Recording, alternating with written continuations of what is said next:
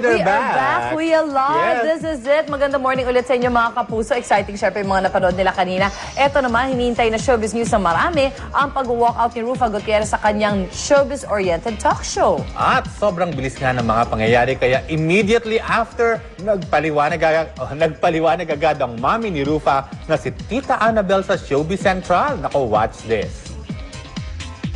Rufa Gutierrez, umalis sa kalagitnaan ng The Buzz. Iniwan daw ni Rufa Gutierrez ang showbiz-oriented talk show na The Buzz kahapon matapos di umano'y mapikon sa pambabarang ginagawa sa kanya ni Kris Aquino. Pinatotohanan nito ng ina at talent manager ni Rufa na si Annabel Rama nang makapanayam ito via phone patch kahapon sa Showbiz Central. Si Tita Annabel din daw nagpayo sa panganay na umalis na sa set ng Natura programa, bagay na sinunod naman ni Rufa. I have to tell the taong bayan, kaya ako pinulak si Rufa sa The Buzz. Unang-una, pambabara ni Kris sa kanya, hindi ko na matake. Ako, nanay ako, Pia. Ako, nagdudurugo ang puso ko pag si Rufa umiyak na sa bahay. Pag uwi ng bahay ni Rufa, umiyak na yan sa akin. Sabi, ma, binabara naman ako ni Kris. Siya nga, inaaway ko lagi ko, ba't di ka lumalaban, Rufa? Ba't di ka lumalaban sa Kris Aquino na yan? Sino ba siya? Hindi nagtagal na mataan ng GMA News si Rufa sa isang restaurant sa Tomas Morato pero hindi ito nagpaunlak ng interview. Sa isang text message sa GMA News, tumanggi muna magsalita si Kris Aquino ukol sa issue.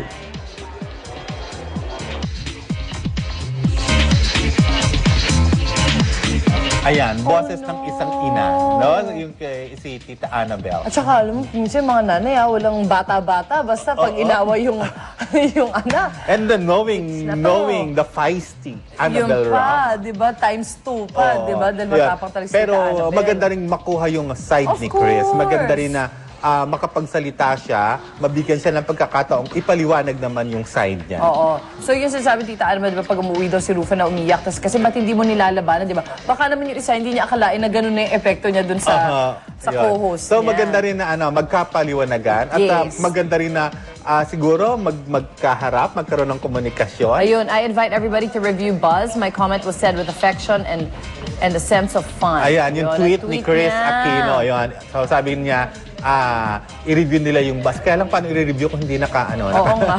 record. Saan kaya makakuha ng kopya nun? Yan. Oo. At saka, With affection alam mo, and sense of fun. yun nga sinabi ni Kris with the sense of fun Yes. and with affection yung kanyang yung pagkakasabi Naitriga tuloy niya. ako. Siyempre, kapuso, hindi ko napanood tuloy yung nangyari dun sa kabila, di ba? Kasi nakatuto sa Showbiz Central. Ayun naman pala. So, yun, inibitahan, yun na sinabi niya, lahat reviewin ng kanya. Lahat, okay. Alam mo, okay yung Twitter na yan. Ayun. At ang sabi pa ni Kris, now if they will choose to lambast my brother who wasn't even on the buzz, makes me wonder what the true agenda is. Para saan siraan si Noy? Yun ang sinabi ni Noy. Bakit? Ay, ni Kris. So, bakit dapat, kailangan if idamay? ever galit sa kanya, mas maloob sa kanya lang. Wala nang damayan din ng iba. Parang gano'n naman. Yun. Samantala, naka-private po ang Twitter account ni Rufa, pero ayon sa ilang reports, nilinaw daw ni Rufa na Team Noy Noy pa rin naman siya hanggang sa ngayon. Ayun. Ako. Nice So, naman sana magkausap, magkapaliwanagan si Kris at saka si Rufa. Para minsan, there are just some days na mas maikli yung pasensya mo or ano talaga, di ba? Depende talaga sa sa mood. Baka mayroong pinanggalingan. You know, so magkapaliwanagan at Sayang. Oo nga naman. Alright, so yan ang ating mga showbiz balita. At ngayon naman, unang balita naman tayo.